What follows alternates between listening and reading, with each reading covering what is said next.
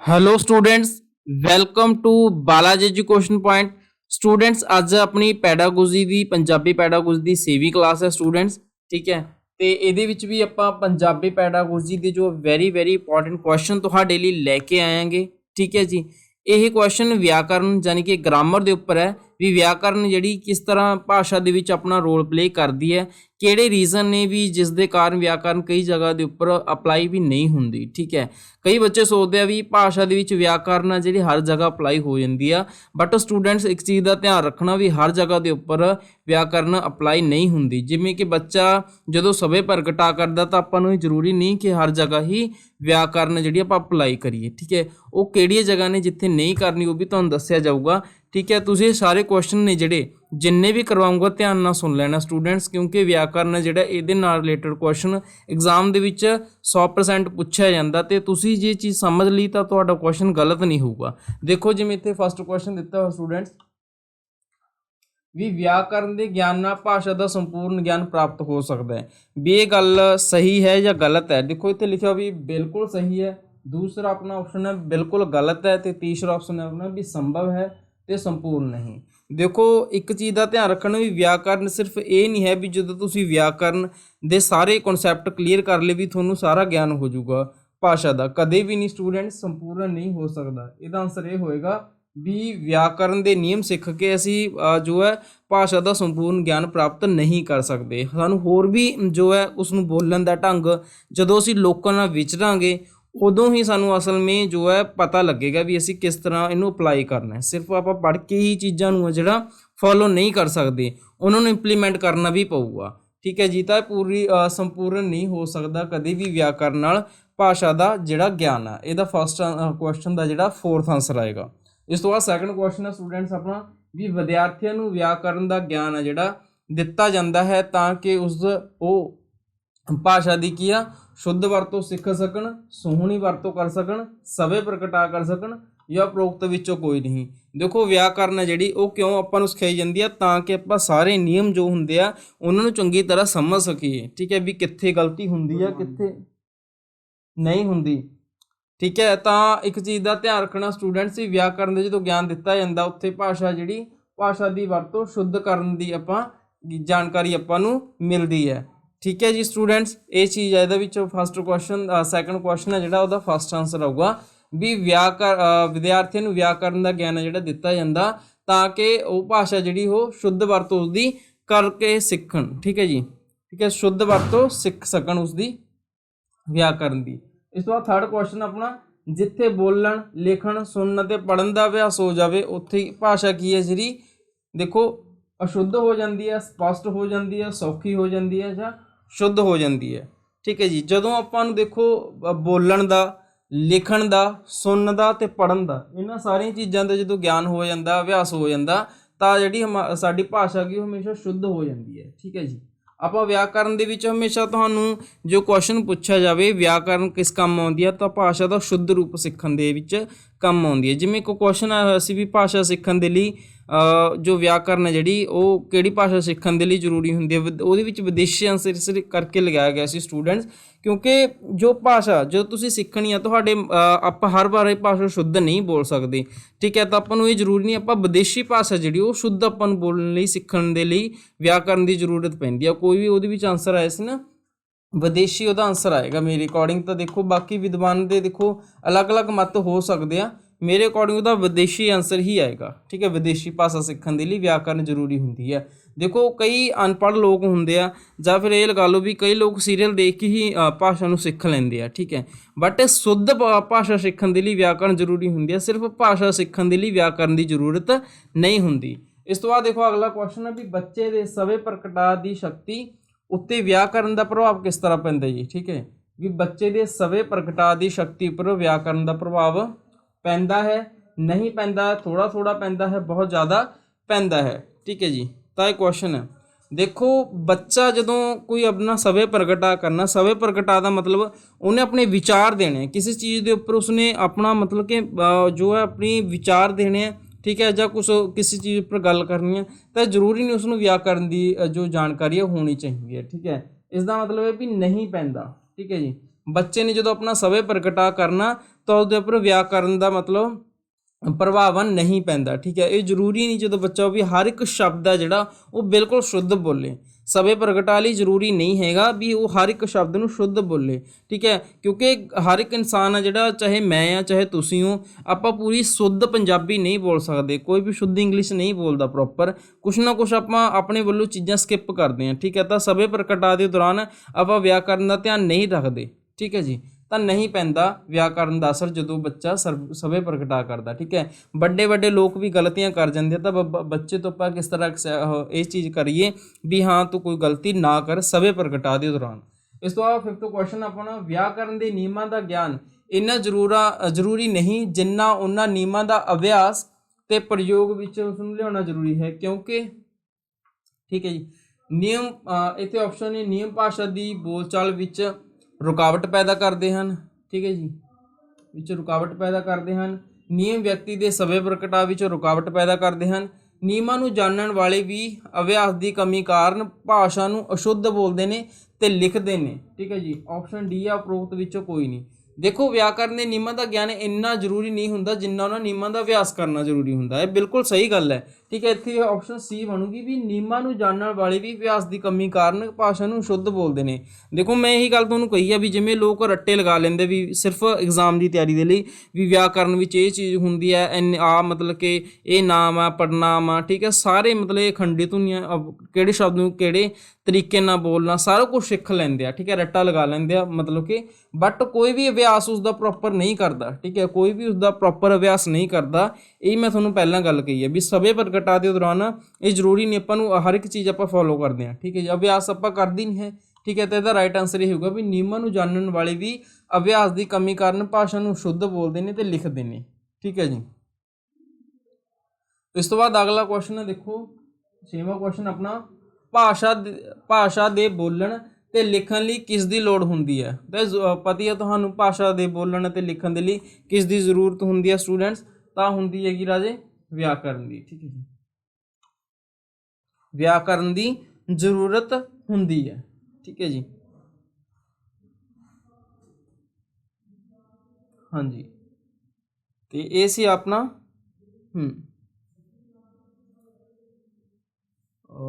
5 6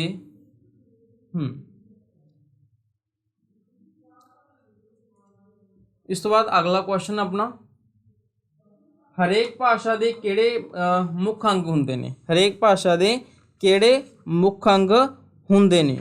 ਠੀਕ ਹੈ ਜੀ, ਮੁੱਖ ਅੰਗ ਹੁੰਦੇ ਨੇ।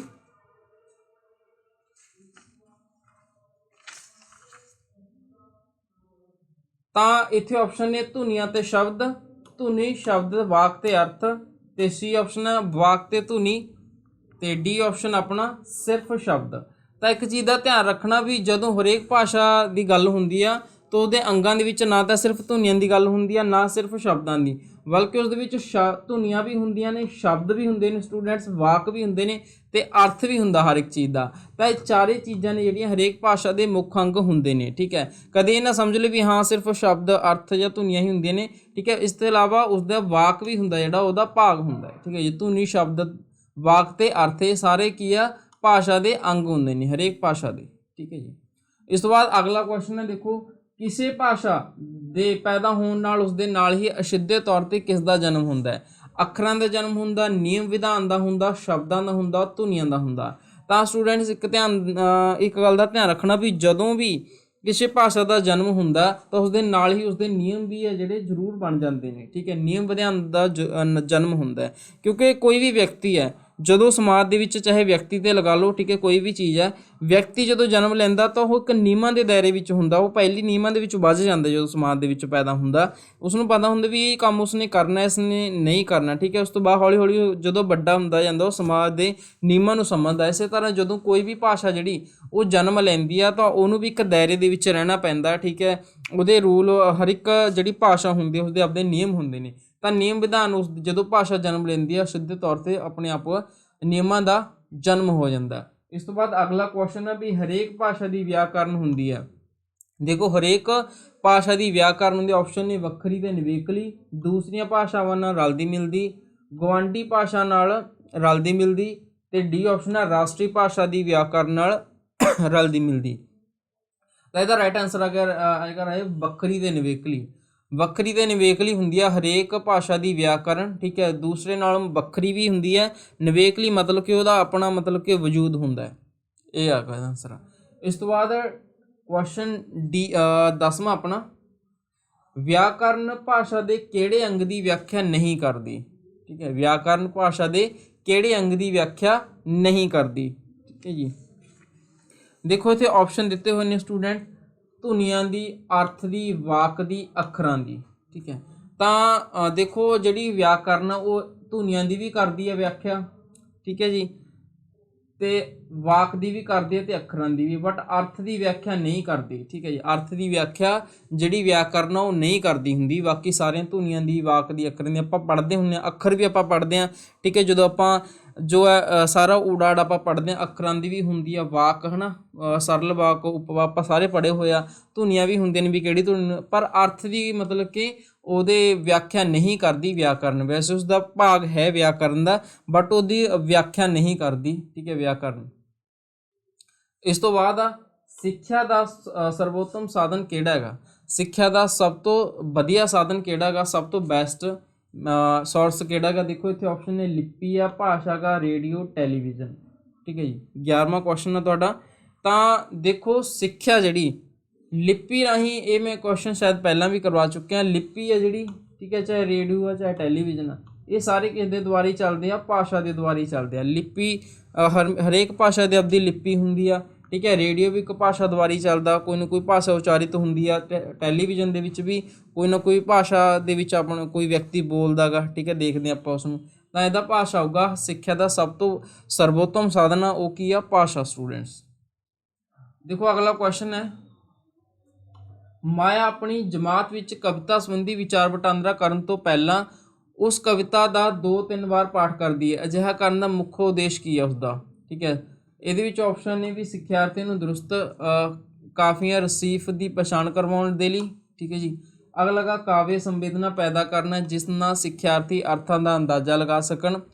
ਸਹੀ ਉਚਾਰਨ, ਸਹੀ ਸੁਰ, ਸਹੀ ਉਚਾਰਨ ਹੋ ਗਿਆ, ਸੁਰ ਲਹਿਰ ਹੋ ਗਿਆ, ਪਿਚ ਪੈਟਰਨ ਇਹ ਸਿਖਾਉਂਦੀ ਆ ਉਹ, ਤੇ ਸਿੱਖਿਆਰਥੀ ਭਿੰਨ ਭਿੰਨ ਅਲੰਕਾਰਾਂ ਦੀ ਪਛਾਣ ਕਰ ਸਕਣ। ਦੇਖੋ ਇੱਥੇ ਗੱਲ ਹੋ ਰਹੀ ਹੈ ਮਾਇਆ, ਠੀਕ ਹੈ, ਇੱਕ ਮਤਲਬ ਟੀਚਰ ਹੈ, ਆਪਣੀ ਜਮਾਤ ਦੇ ਵਿੱਚ ਕਵਿਤਾ ਸੰਬੰਧੀ ਵਿਚਾਰ ਦੱਸ ਰਹੀ ਹੈ। ਉਹ ਤੋਂ ਵਿਚਾਰ ਦੱਸਣ ਤੋਂ ਪਹਿਲਾਂ ਉਹ ਕਵਿਤਾ ਦਾ 2-3 ਵਾਰ ਪਾਠ ਕਰਦੀ ਹੈ, ਠੀਕ ਹੈ, ਵੀ ਵਾਰ-ਵਾਰ ਉਹ ਬੱਚਿਆਂ ਦੇ ਸਾਹਮਣੇ ਕਵਿਤਾ ਨੂੰ ਰਿਪੀਟ ਕਰਦੀ ਹੈ। ਅਜਿਹਾ ਉਹਦਾ ਮੁੱਖ ਉਦੇਸ਼ ਕੀ ਹੈ ਸਟੂਡੈਂਟਸ, ਠੀਕ ਹੈ। ਤਾਂ ਦੇਖੋ ਇਹਦੇ ਵਿੱਚ ਇਹਦਾ ਰਾਈਟ ਆਨਸਰ ਬੀ ਆਊਗਾ, ਵੀ ਕਾਵਿ ਸੰਵੇਦਨਾ ਪੈਦਾ ਕਰਨਾ। ਵੀ ਸੰਵੇਦਨਾ ਦਾ ਮਤਲਬ ਕੀ ਹੁੰਦਾ, ਸੰਵੇਦਨਾ ਹੋ ਗਿਆ ਵੀ ਬੱਚੇ ਅੰਦਰ ਫੀਲ ਆਵੇ ਕਿਸੇ ਚੀਜ਼ ਦਾ, ਵੀ ਸੰਵੇਦਨਸ਼ੀਲ ਨਹੀਂ ਹੁੰਦਾ, ਆਪਾਂ ਸ਼ਬਦ ਯੂਜ਼ ਕਰਦੇ ਹਾਂ ਵੀ ਬੱਚੇ ਆ ਜਿਹੜੇ ਉਸ ਚੀਜ਼ ਨੂੰ ਫੀਲ ਕਰਨ ਵੀ ਕੀ ਚੀਜ਼ ਆ, ਹੈ ਨਾ, ਜਿਸ ਨਾਲ ਸਿੱਖਿਆਰਥੀ ਅਰਥਾਂ ਦਾ ਅੰਦਾਜ਼ਾ ਲਗਾ ਸਕਣ, ਠੀਕ ਹੈ, ਉਸ ਚੀਜ਼ ਦਾ ਵੀ ਹਾਂ ਕਹਿਣਾ ਕੀ ਚਾਹ ਰਿਹਾ ਇਸਦੇ ਵਿੱਚ ਕਵੀ। ਜੋ ਇੱਕ ਟੀਚਰ ਜਦੋਂ ਕਵਿਤਾ ਨੂੰ ਬਾਰ-ਬਾਰ ਪੜ੍ਹਦੀ ਹੈ, ਠੀਕ ਹੈ, ਤਾਂ ਬੱਚੇ ਨੇ ਜਿਹੜੇ ਉਸ ਚੀਜ਼ ਨੂੰ ਸੁਣਦੇ ਆ ਬਾਰ-ਬਾਰ, ਤਾਂ ਉਹਨਾਂ ਦੇ ਦਿਮਾਗ ਦੇ ਵਿੱਚ ਕੁਛ ਨਾ ਕੁਛ ਆਉਂਦਾ ਵੀ ਹਾਂ, ਅੰਦਾਜ਼ਾ ਲਗਾਉਣ ਦੀ ਕੋਸ਼ਿਸ਼ ਕਰਦੇ ਹੋ ਅਰਥਾਂ ਦੇ ਵੀ ਇਹਦੇ ਵਿੱਚ ਕਵੀ ਇਹ ਕਹਿਣਾ ਚਾਹੁੰਦਾ, ਤਾਂ ਹੀ ਉਹ ਬਾਰ-ਬਾਰ ਆ ਜਿਹੜੇ ਉਹਨਾਂ ਲਾਈਨਾਂ ਨੂੰ ਪੜ੍ਹ ਰਹੀ ਹੈ, ਉਸ ਕਵਿਤਾ ਨੂੰ ਪੜ੍ਹ ਰਹੀ ਹੈ, ਠੀਕ ਹੈ। ਵਿਚਾਰ ਵਟਾਂਦਰਾ ਉਹ ਬਾਅਦ ਦੇ ਵਿੱਚ ਕਰੇਗੀ, ਪਹਿਲਾਂ ਉਹ ਕੀ ਕਰੂਗੀ, 2 ਤੋਂ 3 ਵਾਰ ਉਹ ਪਾਠ ਆ ਜਿਹੜਾ ਉਹ ਪੜੂਗੀ, ਠੀਕ ਹੈ ਜੀ। ਇਸ ਤੋਂ ਬਾਅਦ ਅਗਲਾ ਕੁਐਸਚਨ, ਹੇਠ ਲਿਖਿਆਂ ਚੋਂ ਕਿਹੜਾ ਵਸਤੂਗਤ ਪ੍ਰਸ਼ਨ ਨਹੀਂ ਹੈਗਾ, ਵਸਤੂਗਤ ਆਬਜੈਕਟਿਵ ਟਾਈਪ ਕੁਐਸਚਨ ਨਹੀਂ ਹੈਗਾ। ਆਪਸ਼ਨ ਇੱਥੇ ਖਾਲੀ ਥਾਵਾਂ ਭਰਨ ਵਾਲਾ, ਸਹੀ ਗਲਤ, ਬਹੁ ਵਿਕਲਪੀ ਪ੍ਰਸ਼ਨ, ਢੁਕਵੇਂ ਜੁੱਟਾਂ ਵਾਲੇ, ਠੀਕ ਹੈ ਜੀ। ਵਸਤੂਨਿਸ਼ਟ ਕੁਐਸਚਨ ਜਿਹਨੂੰ ਆਪਾਂ ਕਹਿ ਸਕਦੇ ਹਾਂ ਵੀ ਆਬਜੈਕਟਿਵ ਟਾਈਪ ਕੁਐਸਚਨ, ਤਾਂ ਉਹ ਨਹੀਂ ਹੁੰਦੇ ਰਾਜੇ, ਉਹ ਹੁੰਦੇ ਖਾਲੀ ਥਾਵਾਂ ਭਰਨ ਵਾਲੇ, ਠੀਕ ਹੈ। ਬਾਕੀ ਦਾ ਦੇਖੋ ਸਹੀ ਗਲਤ ਹੁੰਦੇ ਆ, ਉਹ ਵੀ ਵਿੱਚ ਵੀ ਆਪਾਂ ਨੂੰ ਆਪਸ਼ਨ ਦਿੱਤੀ ਹੁੰਦੀ ਆ, ਬਹੁ ਵਿਕਲਪੀ ਵਿੱਚ ਵੀ, ਢੁਕਵੇਂ ਵਿੱਚ ਵੀ, ਖਾਲੀ ਥਾਵਾਂ ਦੇ ਵਿੱਚ ਆਪਾਂ ਨਹੀਂ ਹੁੰਦਾ, ਠੀਕ ਹੈ ਜੀ, ਇਹ ਚੀਜ਼ ਆ। ਤਾਂ ਇਹਦੀ ਸ਼੍ਰੇਣੀ ਦੇ ਵਿੱਚ ਖਾਲੀ ਥਾਵਾਂ ਵਾਲਾ ਨਹੀਂ ਹੁੰਦਾ ਵਸਤੂਗਤ ਪ੍ਰਸ਼ਨਾਂ ਦੇ ਅੰਦਰ। ਇਸ ਤੋਂ ਬਾਅਦ ਆਗਮਨ ਵਿਧੀ, ਆਗਮਨ ਵਿਧੀ ਦੁਆਰਾ ਕਹਿੰਦੇ ਵਿਆਕਰਨ ਸਿੱਖਿਆ ਦੀ ਤਰਤੀਬ ਕਿਹੜੀ ਹੈ, ਠੀਕ ਹੈ। ਦੇਖੇ ਤਾਂ ਆਪਸ਼ਨ ਨੇ ਵਿਸ਼ਲੇਸ਼ਣ, ਫਿਰ ਸਧਾਰਨੀਕਰਨ, ਨਿਯਮੀਕਰਨ ਤੇ ਉਦਾਹਰਣ। ਇਸ ਤੋਂ ਬਾਅਦ ਅਗਲਾ ਉਦਾਹਰਣ, ਸਧਾਰਨੀਕਰਨ, ਠੀਕ ਹੈ ਜੀ, ਨਿਯਮੀਕਰਨ ਤੇ ਵਿਸ਼ਲੇਸ਼ਣ। ਇਸ ਤੋਂ ਬਾਅਦ ਅਗਲਾ ਨਿਯਮੀਕਰਨ, ਉਦਾਹਰਣ, ਵਿਸ਼ਲੇਸ਼ਣ, ਸਧਾਰਨੀਕਰਨ, ਉਦਾਹਰਣ, ਵਿਸ਼ਲੇਸ਼ਣ, ਸਧਾਰਨੀਕਰਨ, ਨਿਯਮੀਕਰਨ, ਠੀਕ ਹੈ। ਦੇਖੋ ਜੇ ਕਿਸੇ ਬੱਚੇ ਨੂੰ ਯਾਦ ਹੋਵੇ ਆਗਮਨ ਦਾ ਮੈਂ ਤੁਹਾਨੂੰ ਦੱਸਿਆ ਸੀ ਸਟੂਡੈਂਟਸ ਵੀ ਕਿਸ ਤਰ੍ਹਾਂ ਆਪਾਂ ਇਹਨੂੰ ਫਾਈਂਡ ਕਰਨਾ ਹੁੰਦਾ। ਆਗਮਨ ਹੈ ਜਿਹੜਾ ਹਮੇਸ਼ਾ ਉਦਾਹਰਨ ਤੋਂ ਕਿੱਧਰ ਚੱਲਦਾ, ਇਹ ਹਮੇਸ਼ਾ ਉਦਾਹਰਨ ਤੋਂ ਨਿਯਮ ਵੱਲ ਚੱਲਦਾ, ਉਦਾਹਰਨ ਤੋਂ ਨਿਯਮ ਵੱਲ ਚੱਲਦਾ ਹੁੰਦਾ,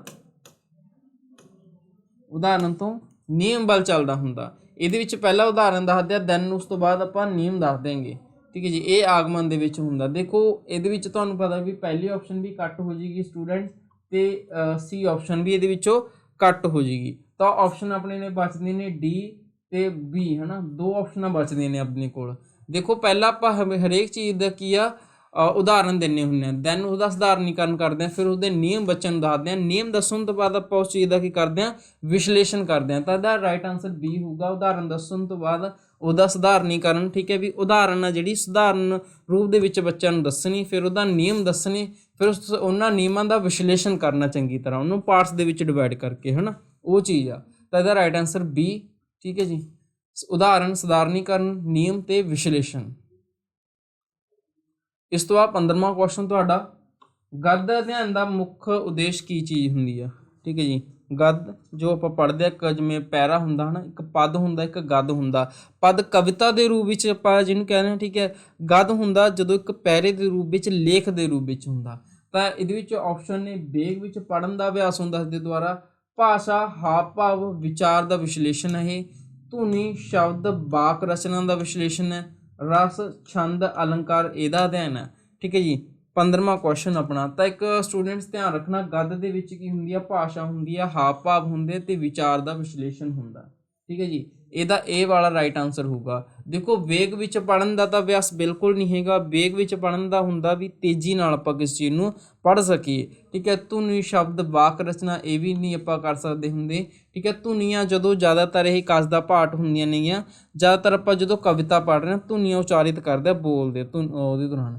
ਛੰਦ, ਅਲੰਕਾਰ ਇਹ ਵੀ ਇਹ ਕਾਹਦਾ, ਪਦ ਦੇ ਭਾਗ ਹੁੰਦੇ ਆ, ਮਤਲਬ ਕਵਿਤਾ ਦੇ, ਠੀਕ ਹੈ ਜੀ। ਤੇ ਇਹਦਾ ਰਾਈਟ ਆਨਸਰ ਸਟੂਡੈਂਟਸ ਬੀ ਹੋਊਗਾ, ਭਾਸ਼ਾ, ਹਾਵ ਭਾਵ ਤੇ ਵਿਚਾਰ ਦਾ ਵਿਸ਼ਲੇਸ਼ਣ, ਠੀਕ ਹੈ ਜੀ। ਇਸ ਤੋਂ ਬਾਅਦ 16ਵਾਂ ਕੁਐਸਚਨ ਆਪਣਾ, ਪ੍ਰਾਇਮਰੀ ਪੱਧਰ ਤੇ ਆਰੰਭਿਕ ਸਕੂਲ ਦੇ ਸਿੱਖਿਆਰਥੀਆਂ ਨੂੰ ਸਾਹਿਤ ਪੜ੍ਹਾਉਣ ਦਾ ਮੁੱਖ ਉਦੇਸ਼ ਕੀ ਹੁੰਦਾ ਹੈ, ਠੀਕ ਹੈ ਜੀ। ਪ੍ਰਾਇਮਰੀ ਪੱਧਰ ਤੇ ਆਰੰਭਿਕ ਸਕੂਲ ਦੇ ਸਿੱਖਿਆਰਥੀਆਂ ਨੂੰ ਸਾਹਿਤ ਪੜ੍ਹਾਉਣ ਦਾ ਉਦੇਸ਼ ਕੀ ਹੁੰਦਾ, ਵੀ ਲਿਟਰੇਚਰ ਆਪਾਂ ਬੱਚਿਆਂ ਨੂੰ ਪੜ੍ਹਾ ਰਹੇ ਹਾਂ ਪ੍ਰਾਇਮਰੀ ਪੱਧਰ ਤੇ, ਠੀਕ ਹੈ, ਤੇ ਆਰੰਭਿਕ ਸਕੂਲ ਦੇ ਵਿਦਿਆਰਥੀਆਂ ਦੇ, ਤਾਂ ਉਹਦਾ ਕੀ ਹੈ ਉਦੇਸ਼, ਠੀਕ ਹੈ ਜੀ। 16ਵਾਂ ਕੁਐਸਚਨ ਆਪਣਾ। ਦੇਖੋ ਇੱਥੇ ਵੀ ਸਾਹਿਤ ਰਾਹੀਂ ਭਾਸ਼ਾ ਦਾ ਗਿਆਨ ਦੇਣਾ, ਉਹਨਾਂ ਨੂੰ ਸਾਹਿਤ ਦੀ ਪ੍ਰਸ਼ੰਸਾ ਕਰਨਾ ਸਿਖਾਉਣਾ, ਸਾਹਿਤ ਲਈ ਸਿੱਖਿਆਰਥੀਆਂ ਵਿੱਚ ਰੁਚੀ ਪੈਦਾ ਕਰਨਾ, ਆਲੋਚਨਾਤਮਕ ਸੋਚ ਦੀ ਯੋਗਤਾ ਦਾ ਵਿਕਾਸ ਕਰਨਾ, ਠੀਕ ਹੈ ਜੀ। ਹਜੇ ਦੇਖੋ ਇੱਕ ਚੀਜ਼ ਦਾ ਧਿਆਨ ਰੱਖਣਾ, ਬੱਚੇ ਕੀ ਨੇ, ਹਜੇ ਪ੍ਰਾਇਮਰੀ ਪੱਧਰ ਤੇ ਨੇ, ਹਜੇ ਸਟਾਰਟਿੰਗ ਪੁਆਇੰਟ ਤੇ ਨੇ, ਤਾਂ ਆਪਾਂ ਉਹਨਾਂ ਵਿੱਚ ਪ੍ਰਸ਼ੰਸਾ ਕਰਨਾ ਸਿਖਾਉਣਾ, ਉਹਨਾਂ ਵਿੱਚ ਸਾਹਿਤ ਲਈ ਇੰਟਰਸਟ ਪੈਦਾ ਕਰਨਾ, ਜਾਂ ਉਹਨਾਂ ਵਿੱਚ ਆਲੋਚਨਾਤਮਕ ਕ੍ਰਿਟੀਕਲ ਥਿੰਕਿੰਗ ਪੈਦਾ ਕਰਨਾ, ਇਹ ਹਜੇ ਥੋੜਾ ਲੈਵਲ ਅਪ ਦੇ ਨੇ, ਠੀਕ ਹੈ। ਤਾਂ ਸਿਰਫ ਪਹਿਲਾਂ ਆਪਾਂ ਕੀ ਕਰਾਂਗੇ, ਉਹਨਾਂ ਨੂੰ ਸਾਹਿਤ ਰਾਹੀਂ ਭਾਸ਼ਾ ਦਾ ਗਿਆਨ ਦੇਣਾ ਹੋਊਗਾ, ਠੀਕ ਹੈ। ਤਾਂ ਇੱਕ ਚੀਜ਼ ਦਾ ਧਿਆਨ ਰੱਖਣਾ ਹੈ, ਸਿਰਫ ਸਟੂਡੈਂਟ ਪ੍ਰਾਇਮਰੀ ਪੱਧਰ ਤੇ ਆਰੰਭਿਕ ਟਾਈਮ ਇਹ ਬੱਚਿਆਂ ਦਾ, ਤਾਂ ਉਦੋਂ ਸਿਰਫ ਆਪਾਂ ਬੱਚਿਆਂ ਨੂੰ ਸਾਹਿਤ ਰਾਹੀਂ ਭਾਸ਼ਾ ਦਾ ਗਿਆਨ ਦੇਵਾਂਗੇ, ਠੀਕ ਹੈ ਜੀ, ਉਹ ਚੀਜ਼ ਆ। ਇਸ ਤੋਂ ਬਾਅਦ 17ਵਾਂ ਕੁਐਸਚਨ ਆਪਣਾ ਸਟੂਡੈਂਟਸ। 17ਵੇਂ ਦੇ ਵਿੱਚ ਦੇਖੋ, ਬੱਚਿਆਂ ਦਾ ਮੌਖਿਕ ਪ੍ਰਗਟਾ ਨਾਪਣ ਦਾ ਸਭ ਤੋਂ ਚੰਗਾ ਤਰੀਕਾ ਕਿਹੜਾ ਹੈਗਾ, ਬੱਚਿਆਂ ਦਾ ਮੌਖਿਕ ਪ੍ਰਗਟਾਓ, ਠੀਕ ਹੈ ਵੀ। ਮੂੰਹ ਰਾਹੀਂ ਜਦੋਂ ਉਹ ਬੋਲਦੇ ਆ ਤਾਂ ਉਹਨਾਂ ਦਾ ਸਹੀ ਪ੍ਰਗਟਾ ਵੀ ਸਹੀ ਕਿਸ ਤਰ੍ਹਾਂ ਰੂਪ ਦੇ ਵਿੱਚ ਆਪਣੇ ਵਿਚਾਰ ਪੇਸ਼ ਕਰਨ, ਬੋਲਣ, ਤਾਂ ਉਹਨਾਂ ਦਾ ਸਭ ਤੋਂ ਵਧੀਆ ਤਰੀਕਾ ਕੀ ਹੈ ਉਸ ਨੂੰ ਨਾਪਣ ਦਾ। ਤਾਂ ਆਪਸ਼ਨ ਨੇ ਵੀ ਪਾਠ ਦੇ ਅੰਤ ਵਿੱਚ ਦਿੱਤੇ ਗਏ ਪ੍ਰਸ਼ਨਾਂ ਦੇ ਉੱਤਰ ਸੁਣਨਾ, ਜਾਂ ਪਾਠ ਪੁਸਤਕ ਦੇ ਵੱਖਰੇ ਪਾਠ ਪੜ੍ਹਾਉਣਾ, ਕਿਸੇ ਅੱਖੀ ਦੇਖੀ ਘਟਨਾ ਦਾ ਵਰਣਨ ਕਰਨਾ, ਪਾਠ ਵਿੱਚ ਆਏ ਕਠਿਨ ਸ਼ਬਦਾਂ ਦਾ ਉਚਾਰਨ ਕਰਨਾ। ਇਹ 17ਵਾਂ ਕੁਐਸਚਨ ਆਪਣਾ। ਦੇਖੋ ਪਾਠ ਦੇ ਅੰਤ ਵਿੱਚ ਦਿੱਤੇ ਗਏ ਪ੍ਰਸ਼ਨ ਸੁਣਨ ਦੇ ਨਾਲ ਆਪਾਂ ਇਹ ਨਹੀਂ ਹੈਗਾ ਵੀ ਹਾਂ ਬੱਚੇ ਦੇ ਮੌਖਿਕ ਪ੍ਰਗਟਾਓ ਦਾ ਆਪਾਂ ਸਹੀ ਨਾਪਣ ਕਰ ਲਾਂਗੇ, ਵੀ ਹਾਂ ਬੱਚੇ ਨੇ ਜੋ ਕੁਐਸਚਨ ਸੁਣਾਤੇ ਤਾਂ ਆਪਾਂ ਇਹ ਸਮਝ ਲਿਆ ਵੀ ਹਾਂ ਬੱਚਾ ਜਿਹੜਾ ਪ੍ਰੋਪਰ ਬੋਲਦਾ, ਸਹੀ ਆਪਣੇ ਵਿਚਾਰ ਪ੍ਰਗਟ ਕਰਦਾ ਹੈ। ਇਸ ਤੋਂ ਬਾਅਦ ਅਗਲਾ ਵੀ ਪਾਠ ਪੁਸਤਕਾਂ ਦੇ ਵੱਖਰੇ ਪਾਠ ਪੜ੍ਹਾਉਣਾ, ਠੀਕ ਹੈ, ਇਹ ਵੀ ਨਹੀਂ ਕੋਈ ਹੈ, ਠੀਕ ਹੈ। ਪਾਠ ਵਿੱਚ ਆਏ ਕਠਿਨ ਸ਼ਬਦਾਂ ਦਾ ਉਚਾਰਨ ਕਰਾਉਣਾ, ਇਹ ਵੀ ਨਹੀਂ ਬਿਲਕੁਲ ਹੈ, ਠੀਕ ਹੈ। ਤਾਂ ਇਹਦਾ ਰਾਈਟ ਆਨਸਰ ਆਊਗਾ ਸਟੂਡੈਂਟਸ ਇਹ ਵਾਲਾ, ਸੀ ਵਾਲਾ, ਵੀ ਕਿਸੇ ਅੱਖੀ ਦੇਖੀ ਘਟਨਾ ਦਾ ਵਰਣਨ ਕਰਨਾ, ਕਿਉਂਕਿ ਬੱਚਾ ਜਿਹੜਾ ਮੌਖਿਕ ਪ੍ਰਗਟਾਓ ਦੀ ਗੱਲ ਹੋ ਰਹੀ ਆ, ਠੀਕ ਹੈ, ਸਵੇ ਪ੍ਰਗਟਾ ਜਿਸ ਨੂੰ ਆਪਾਂ ਕਹਿ ਸਕਦੇ ਹਾਂ, ਤਾਂ ਬੱਚਾ ਸਵੇ ਪ੍ਰਗਟਾ, ਮੌਖਿਕ ਪ੍ਰਗਟਾ ਸਹੀ ਰੂਪ ਦੇ ਵਿੱਚ ਉੱਥੇ ਕਰੂਗਾ ਜਿੱਥੇ ਉਸ ਨੂੰ ਆਜ਼ਾਦੀ ਹੋਊ, ਜਿਹੜੀ ਉਸਦੀ ਲਾਈਫ ਦੇ ਵਿੱਚ ਕੋਈ ਘਟਨਾ ਉਸਨੇ ਅੱਖੀ ਦੇਖੀ ਆ ਉਹਦਾ ਵਰਣਨ ਕਰੂਗਾ, ਕਿਉਂਕਿ ਕੁਐਸਚਨ ਵਾਲਾ ਜਿਹੜੇ ਆ ਉਹ ਵੀ ਸੀਮਿਤ ਹੋਊਗਾ, ਬਾਕੀ ਚੀਜ਼ਾਂ ਦੇਖੋ ਕਠਿਨ ਸ਼ਬਦਾਂ ਇਹ ਵੀ ਸੀਮਿਤ ਹੋਊਗਾ, ਇੱਥੇ ਬੱਚਾ ਇੰਨਾ ਖੁੱਲ੍ਹ ਕੇ ਨਹੀਂ ਬੋਲ ਪਾਊਗਾ, ਸੀਮਿਤ ਹੋਊਗਾ, क्वेश्चन जिन्ना होगा उन्ना ही बोलूगा, बट इतने अखी देखी घटना का खुद खुल के वर्णन करूगा। अगला क्वेश्चन 18वां, व्याकरण पढ़ाने की किस विधि विच उदाहरण तो नियम वाल जाती। हाँ ये तुहानूं पहले ही दस चुके हैं, तो इसका राइट आंसर आऊगा आगमन विधि। ठीक है जी, आगमन विधि दे विच आपां स्टूडेंट्स उदाहरण तो कित्थे चलदे हां, उदाहरण तो आपां नियम वाल चलते हैं स्टूडेंट। ठीक है जी, उदाहरण तो नियम वाल, बट नियम तो उदाहरण वाल जे तुहानूं आ जाए उदाहरण नियम तो उदाहरण वाल, नियम तो उदाहरण वाल वो हुंदी है स्टूडेंट्स निगमन विधि।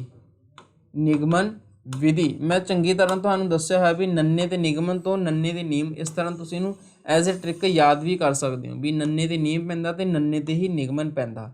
ठीक है, तो दूसरी गल इनू आपां कह सकते हैं भी विशेष तो सुधारण भी इनू कह सकते हुंदे हैं, विशेष तो सधारण, विशेष तो सधारण स्टूडेंट इस करके कहांगे भी जदों आपां कोई भी चीज़ की पहला एग्जाम्पल देवांगे वो विशेष हुंदी है। जिवें कह दिंदे ना भी नाम जदों आपां बच्चों नूं पढ़ाउणा उहदे विच आपां कहने भी जिवें तुहाडा नाम आ गया, किसी बिल्डिंग का नाम आ गया जिवें ताज महल हो गया, किसी किताब का नाम, तां ओह की जिन्ने स्पैशल हुंदे ने, विशेष हुंदे ने। ठीक है, तो ध्यान दे विच रखना, उदाहरण तो नियम वाल जाने तो विशेष तो सधारण वाल भी हो जाता। ठीक है जी, ये चीज़ होगी, तो ये उल्ट होगा जिहड़ा निगमन विधि आ ये च आपां सधारण तो विशेष चलांगे स्टूडेंट, सधारण तो विशेष। इनू सौख तो औख भी कहते हैं, सौख तो औख, सौख तो औख इस करके कहांगे पहला आपां बच्चे नूं सौखियां चीज़ां पढ़ावांगे। ठीक है, उदाहरण हमेशा सौखियां देवांगे बच्चे नूं, उस तो बाद आपां नियम सिखावांगे जो औखे हुंदे आ। इहदे विच उल्टा होगा स्टूडेंट्स, इहदे विच औख तो सौख वाल जावांगे, औख तो सौख वाल जावांगे निगमन विधि दे विच। ठीक है जी, निगमन विधि विच औख तो सौख वाल, ये सी क्वेश्चन। इस तो बाद अगला क्वेश्चन है भी वाक नूं पढ़न वेले कई थां रुकना पैंदा है, अजिहे स्थान ते किस दी वरतों कीती जांदी है, दविंदी दी, कोमे दी, ठीक है, कामा जो आपां लाउणे हुंदे आ, ब्रैकट दी या फिर बिंदी दी। देखो आपां कोई भी जो आपां प्रॉपर लाइन लिख रहे हुंदे आ तां हमेशा उत्थे आपां की लगाउणे हुंदे आ स्टूडेंट्स, आपां हमेशा उत्थे कोमा लगाउणे हुंदे आ, उप्पर भी तुहानूं कोई एग्जाम्पल मिली जानी है। ठीक है, वैसे हमेशा आपां कोमा लगाउणे हुंदे जो आपां विच रुकना होवे। ठीक है, आपां दैन आपां अगली लाइन स्टार्ट करते हैं। ठीक है, ਤਾਂ ਕਿਸੇ ਥਾਂ 'ਤੇ ਰੁਕਣ ਵੇਲੇ ਪੜ੍ਹਦੇ ਆ ਜਦੋਂ ਆਪਾਂ ਤਾਂ ਆਪਾਂ ਜੋ ਕੰਮ ਲੱਗਿਆ ਹੁੰਦਾ ਉਸਦੇ ਰਾਹੀਂ ਆਪਾਂ ਵਿਸ਼ਰਾਮ ਦਿੰਦੇ ਉਸ ਚੀਜ਼ ਨੂੰ। ਇਸ ਤੋਂ ਅਗਲਾ ਕੁਐਸਚਨ ਹੈ ਤੁਹਾਡਾ ਵੀਮਾ ਵੀ ਪੰਜਾਬੀ ਭਾਸ਼ਾ ਹੇਠ ਲਿਖਿਆ ਵਿੱਚੋਂ ਕਿਸ ਦੇ ਜ਼ਿਆਦਾ ਨੇੜੇ ਹੈ। ਇੱਥੇ ਆਪਸ਼ਨ ਨੇ ਅਪਭ੍ਰੰਸ਼ ਦੇ, ਸੰਸਕ੍ਰਿਤ ਦੇ, ਪ੍ਰਾਕ੍ਰਿਤ ਦੇ ਜਾਂ ਇਹਨਾਂ ਵਿੱਚੋਂ ਕੋਈ ਵੀ ਨਹੀਂ। ਤਾਂ ਸਟੂਡੈਂਟਸ ਯਾਦ ਰੱਖਣਾ ਪ੍ਰਾਕ੍ਰਿਤ ਭਾਸ਼ਾ ਜਿਹੜੀ ਉਹ ਪੰਜਾਬੀ ਨਾਲ ਮਿਲਦੀ ਜੁਲਦੀ ਹੈ। ਠੀਕ ਹੈ ਜੀ, ਪੰਜਾਬੀ ਅਤੇ ਪ੍ਰਾਕ੍ਰਿਤ, ਠੀਕ ਹੈ, ਇਹਦੇ ਬਹੁਤ ਜ਼ਿਆਦਾ ਨੇੜੇ ਹੈ प्राकृत दे पंजाबी भाषा। इनू याद करना पप्पे ते प्राकृत, पप्पे ते ही पंजाबी पैंदा। इनू एज ए तुसी ट्रिक याद कर सकते हो भी पंजाबी भाषा दे नेड़े किहड़ी भाषा की, प्राकृतिक भाषा, प्राकृत। ठीक है, प्राकृत भाषा जो जैन धर्म होया उस दे विच इनू यूज़ किया जाता सीगा, तां उहदा लिटरेचर जिन्ना भी जैन साहिब दा लिखिया होया प्राकृत भाषा दे विच आ। हाँ जी, अगला गा निक्की निक्की बूंदी निक्किया मींह वे वरे। ठीक है जी, एक की चीज़ आ, घोड़ी है जी, सुहाग है, सिठणियाँ जां गीत है एक। 21वां क्वेश्चन तुहाडा तां याद रखना, देखो जदों एक भैन जां लगा लो, ठीक है, भैणां हुंदियां ने भरा दे लई जदों मतलब कि गांदियां, ठीक है, तां ओह हमेशा की हुंदा घोड़ी हुंदी है। ठीक है जी, ये चीज़ आ घोड़ी। इस तो बाद अगला क्वेश्चन है तुहाडा भी पुस्तकालय की लोड़ ते महत्ता है काहदे लई हुंदी है। देखो लाइब्रेरी की इंपॉर्टेंस हुंदी है साडी लाइफ दे विच, ओह काहदे वास्ते हुंदी है, पुस्तकां बारे जानकारी देण दे लई। सैकंड ऑप्शन अपनी पढ़न च रुचि उत्तेजित करन दे लई, सुतंत्र काम करन दे लई, व्यक्ति के अनुभवां विच वाधा करन दे लई। ठीक है जी, अपना 22वां क्वेश्चन है ये। ठीक है जी, तो हमेशा जिहड़ी लाइब्रेरी आ ਉਹਦੇ ਵਿੱਚ ਬੱਚੇ ਲਾਇਬ੍ਰੇਰੀ ਦੀ ਲੋੜ ਪੈਂਦੀ ਆ ਪੜ੍ਹਨ 'ਚ ਰੁਚੀ ਪੈਦਾ ਕਰਨ ਵਾਸਤੇ। ਠੀਕ ਹੈ ਜੀ, ਪੜ੍ਹਨ ਵਿੱਚ ਰੁਚੀ ਪੈਦਾ ਕਰਨ ਵਾਸਤੇ। ਕਿਉਂ ਸਟੂਡੈਂਟਸ? ਕਿਉਂਕਿ ਲਾਇਬ੍ਰੇਰੀ ਦੇ ਵਿੱਚ ਕੀ ਹੁੰਦਾ, ਪੁਸਤਕਾਲੇ ਦੇ ਵਿੱਚ ਕੀ ਹੁੰਦਾ, ਸ਼ਾਂਤਮਈ ਮਾਹੌਲ ਹੁੰਦਾ, ਉੱਥੇ ਤੁਹਾਨੂੰ ਅਲੱਗ-ਅਲੱਗ ਤਰ੍ਹਾਂ ਦੇ ਬੁੱਕਸ ਮਿਲਣਗੀਆਂ, ਜਿੱਥੇ ਜਿਹੇ ਜੀ ਬੁੱਕ ਬੱਚੇ ਨੂੰ ਜਿਹੋ ਜਿਹਾ ਇੰਟਰਸਟ ਹੋਊਗਾ ਉਵੇਂ ਦੇ ਉਹ ਬੁੱਕ ਉੱਥੇ ਪੜ੍ਹ ਸਕਦਾ, ਤਾਂ ਉਹਦਾ ਇੰਟਰਸਟ ਆ ਜਿਹੜਾ ਉਤੇਜਿਤ ਹੋਊਗਾ। ਠੀਕ ਹੈ, ਪੜ੍ਹਨ 'ਚ ਉਸਨੂੰ ਇੰਟਰਸਟ ਆਊਗਾ, ਉਸਦੀ ਪੜ੍ਹਨ 'ਚ ਰੁਚੀ ਵਧੂਗੀ ਜਦੋਂ ਕਿਉਂਕਿ ਇੱਕ ਸ਼ੋਰ ਸ਼ਰਾਬੇ ਵਾਲੇ ਮਾਹੌਲ ਦੇ ਵਿੱਚ ਪੜ੍ਹਨਾ ਅਤੇ ਉਸਨੂੰ ਉੱਥੇ ਜੋ ਪੜ੍ਹਨਾ ਚਾਹੁੰਦਾ ਉਹ ਚੀਜ਼ ਉਹਨੂੰ ਪ੍ਰੋਵਾਈਡ ਨਾ ਹੋਵੇ ਤਾਂ ਉਸਦਾ ਇੰਟਰਸਟ ਨਹੀਂ ਬਣੂਗਾ, ਤਾਂ ਉਹਦਾ ਇੰਟਰਸਟ ਕਿੱਥੇ ਬਣੂਗਾ, ਪੁਸਤਕਾਲੇ ਦੇ ਵਿੱਚ। ਠੀਕ ਹੈ, ਪੜ੍ਹਨ 'ਚ ਰੁਚੀ ਪੈਦਾ ਕਰਨ ਦੇ ਲਈ ਲਾਇਬ੍ਰੇਰੀਅਨ ਦੀ ਇੰਪੋਰਟੈਂਸ ਹੁੰਦੀ ਆ। ਇਸ ਤੋਂ ਬਾਅਦ ਅਗਲਾ ਕੁਐਸਚਨ ਹੈ ਵੀ ਕਿਹੜਾ ਸ਼ਬਦ ਇਹਨਾਂ ਵਿੱਚੋਂ ਸ਼ੁੱਧ ਹੈ। ਅਤ ਕਥਨੀਆ, ਅਤੀ ਕਥਨੀਆ, ਅਤੀ ਇਹ ਉਹਦੇ ਨਾਲ ਹੈ, ਇੱਕ ਹੁਸ਼ਿਆਰੀ ਨਾਲ, ਦੇਖੋ ਘਵਿਆਰੀ ਨਾਲ, ਇੱਥੇ ਕੀ ਪਾਇਆ ਹੋਇਆ, ਹੈਸ਼ ਪਾਇਆ ਹੋਇਆ, ਠੀਕ ਹੈ। ਦੇਖੇ ਧਿਆਨ ਰੱਖਣਾ ਅਤੀ ਕਥਨੀ, ਠੀਕ ਹੈ ਜੀ। ਅਤੀ ਕਥਨੀ ਦੇ ਵਿੱਚ ਬੀ ਸਹੀ ਹੋਊਗਾ ਸਟੂਡੈਂਟਸ, ਠੀਕ ਹੈ। ਇਹੋ ਜਿਹੇ ਕੁਐਸਚਨ ਜ਼ਰੂਰ ਪੁੱਛੇ ਜਾਂਦੇ ਕਈ ਵਾਰੀ, ਕੀ ਹੁੰਦਾ ਸਿਰਫ ਸ਼ੁੱਧ ਪੁੱਛਿਆ ਜਾਂਦਾ, ਤਾਂ ਉੱਥੇ ਕੀ ਆ ਬੱਚਿਆਂ ਨੂੰ ਹੁਸ਼ਿਆਰੀ ਤੇ ਬਿਹਾਰੀ ਦੇ ਵਿੱਚ ਫਰਕ ਜਿਹੜਾ ਨਹੀਂ ਕਈ ਵਾਰੀ ਸਮਝ 'ਚ ਪੈਂਦਾ ਵੀ ਇਹਦੇ ਵਿੱਚ ਕਿਹੜਾ ਸਹੀ ਲਗਾਈਏ, ਤਾਂ ਅਤੀ ਕਥਨੀ ਜਿਹੜਾ ਇਹ ਹੁਸ਼ਿਆਰੀ ਵਾਲਾ ਸਹੀ ਹੋਊਗਾ।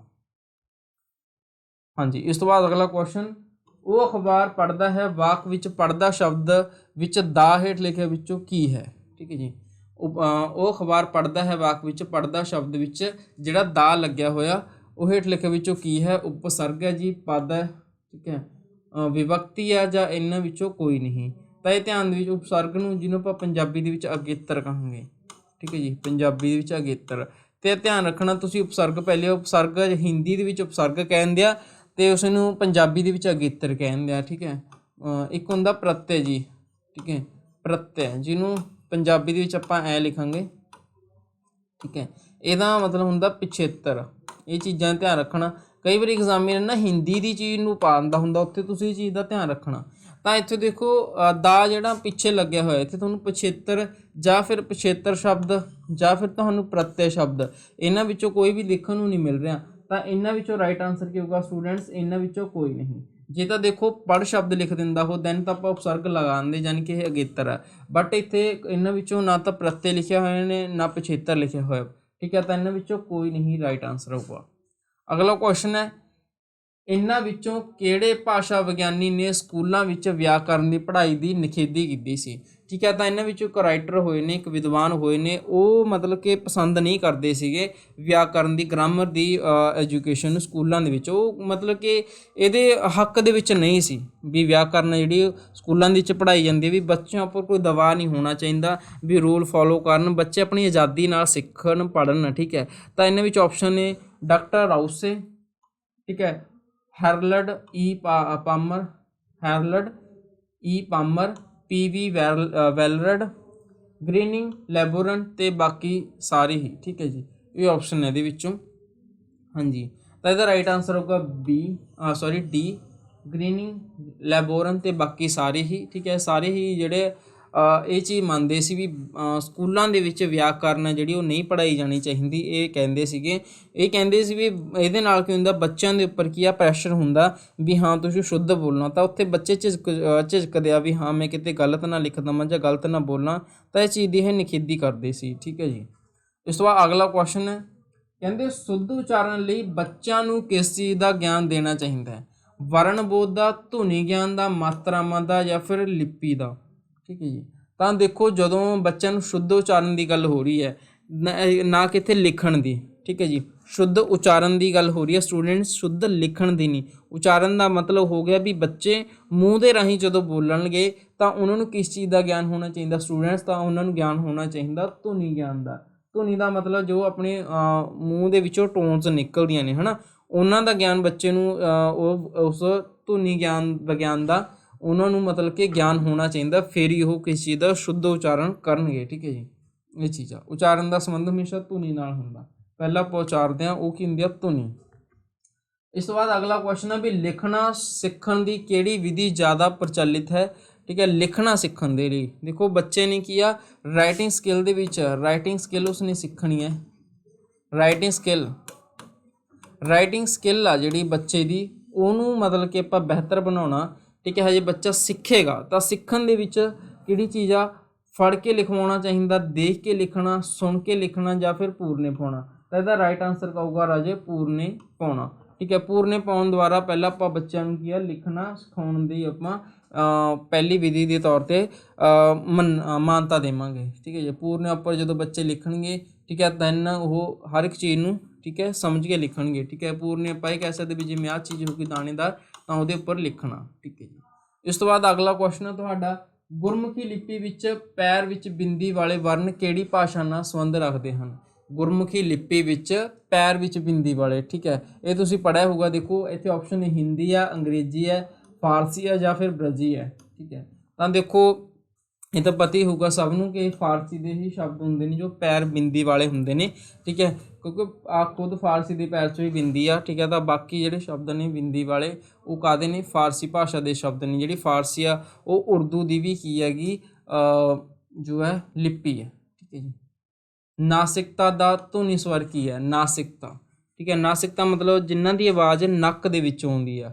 ਤਾਂ ਇੱਥੇ ਆਪਸ਼ਨ ਨੇ ਅਖੰਡੀ ਹੈ, ਕੋਮਲ ਤਾਲਵੀ ਆ, ਖੰਡੀ ਹੈ, ਤੇ ਡੀ ਆਪਸ਼ਨ ਆਪਣਾ ਕੰਠੀ ਤੇ ਕੋਮਲ ਤਾਲਵੀ ਆ, ਠੀਕ ਹੈ ਜੀ, ਕੰਠੀ ਤੇ ਕੋਮਲ ਤਾਲ। ਤਾਂ ਧਿਆਨ ਰੱਖਣਾ ਸਟੂਡੈਂਟ, ਜਿਹੜੇ ਖੰਡੀ ਹੁੰਦੀਆਂ ਨੇ, ਅਖੰਡੀ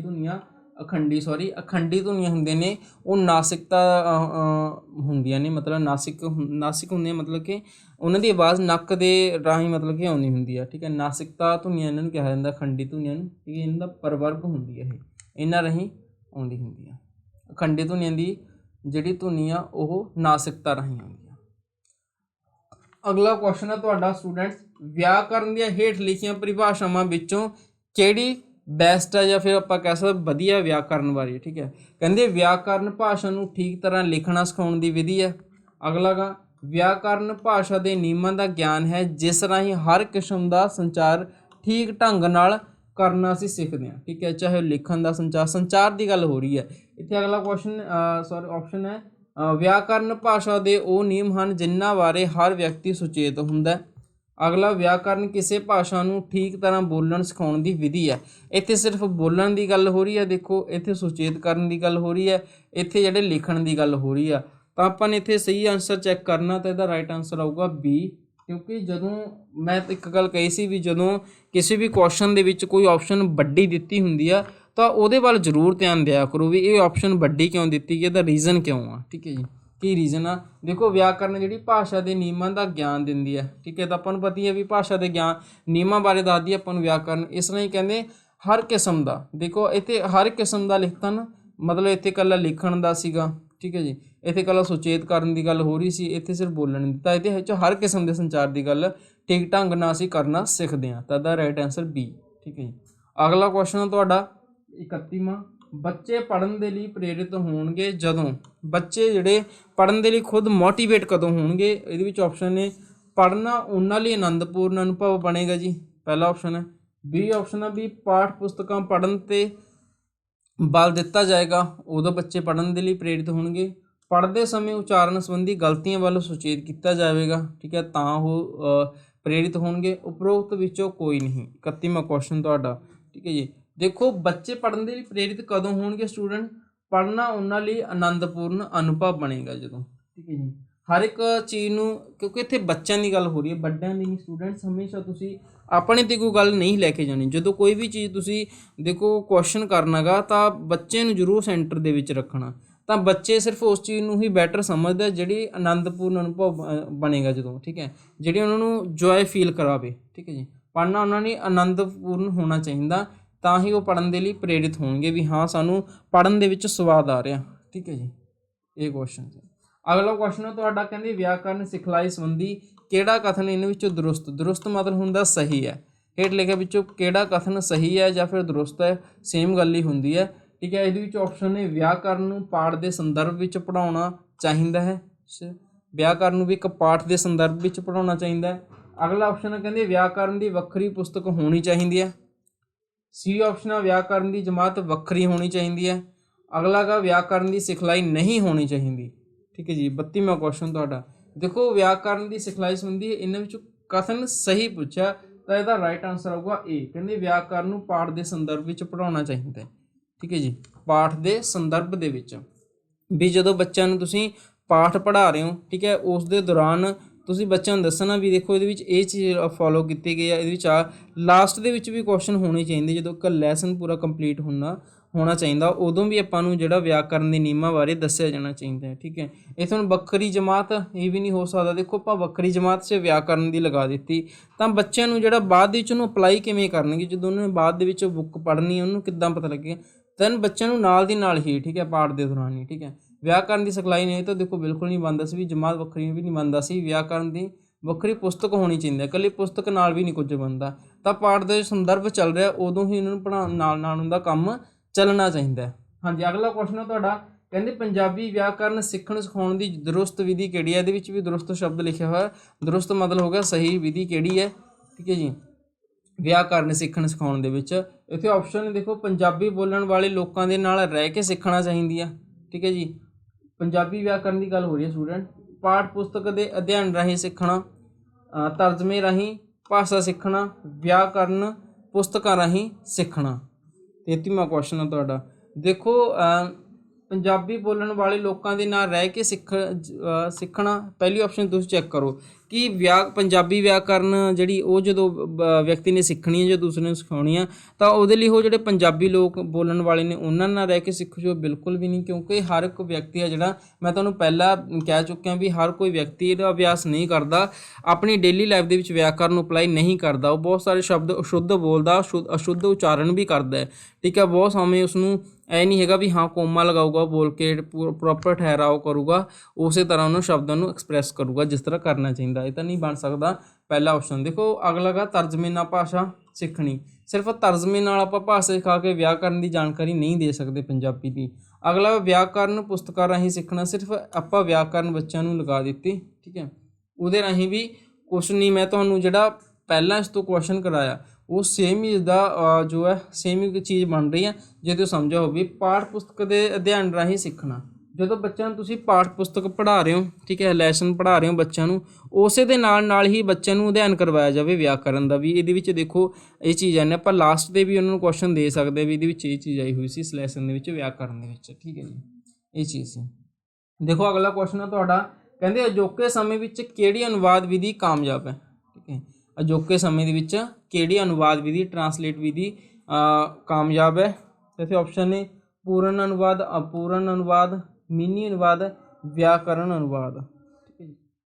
ਅਜੋਕੇ ਸਮੇਂ ਵਿੱਚ ਅਨੁਵਾਦ ਵਿਧੀ ਤਾਂ ਅੱਜ ਕੱਲ੍ਹ ਜਿਹੜੀ ਵਿਧੀ ਕਿਹੜੀ ਕਾਮਯਾਬ ਆ, ਉਹ ਆ ਵਿਆਕਰਨ ਦਾ ਅਨੁਵਾਦ ਕਰ ਦੇਣਾ, ਠੀਕ ਹੈ ਜੀ, ਬਾਕੀ ਨਹੀਂ ਹੈ। ਦੇਖੋ ਵਿਆਕਰਨ ਦਾ ਆਪਾਂ ਜੋ ਟਰਾਂਸਲੇਟ ਕਰਤੀ, ਠੀਕ ਹੈ, ਉਹ ਹੀ ਮਤਲਬ ਕਿ ਬਾਕੀ ਸਾਰੀ ਚੀਜ਼ ਸਹੀ। ਅੱਜ ਕੱਲ੍ਹ ਦੇ ਸਮੇਂ ਦੇ ਵਿੱਚ ਤੁਹਾਨੂੰ ਪਤਾ ਵੀ ਟਰਾਂਸਲੇਸ਼ਨ ਦਾ ਕੰਮ ਚੱਲਦਾ, ਉਹ ਹਮੇਸ਼ਾ ਲੈਂਗੁਏਜ ਨੂੰ ਉਹ ਵਿਆਕਰਨ ਨੂੰ ਦੀ ਚੇਂਜ ਕਰ ਦਿੱਤੀ ਜਾਂਦੀ ਹੈ। ਵਿਆਕਰਨ ਅਨੁਵਾਦ ਆ ਜਿਹੜਾ ਉਹ ਅੱਜ ਅਜੋਕੇ ਸਮੇਂ ਵਿੱਚ ਇੱਕ ਵਿਧੀ ਹੈ ਜਿਹੜੀ ਕਾਮਯਾਬ ਹੋ ਰਹੀ ਹੈ, ਠੀਕ ਹੈ ਜੀ।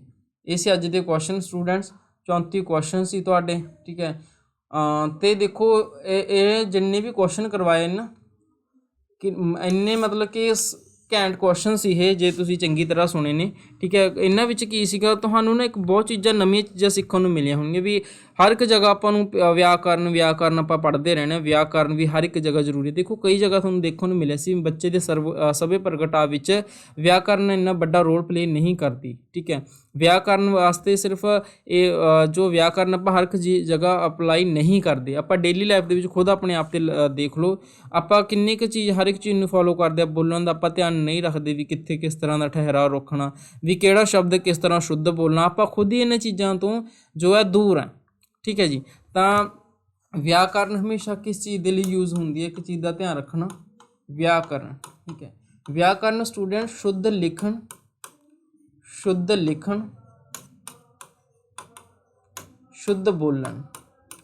ਸ਼ੁੱਧ ਬੋਲਣ, ਇਹ ਦੋ ਚੀਜ਼ਾਂ ਲਈ ਯੂਜ਼ ਕੀਤੀ ਜਾਂਦੀ ਹੈ, ਠੀਕ ਹੈ ਜੀ। ਵਿਆਕਰਨ ਸ਼ੁੱਧ ਲਿਖਣ ਅਤੇ ਸ਼ੁੱਧ ਬੋਲਣ ਦੇ ਲਈ ਆਪਾਂ ਯੂਜ਼ ਕਰ ਦੇਂਗੇ, ਠੀਕ ਹੈ। ਬਾਕੀ ਤੁਸੀਂ ਖੁਦ ਦੇਖੋ ਆਪਾਂ ਹਰ ਇੱਕ ਜਗ੍ਹਾ ਸ਼ੁੱਧ ਲਿਖਦੇ ਹਾਂ, ਆਪਾਂ ਤੋਂ ਵੀ ਗਲਤੀਆਂ ਹੋ ਜਾਂਦੀਆਂ, ਆਪਾਂ ਵੱਡੇ ਇਨਸਾਨ ਹਾਂ।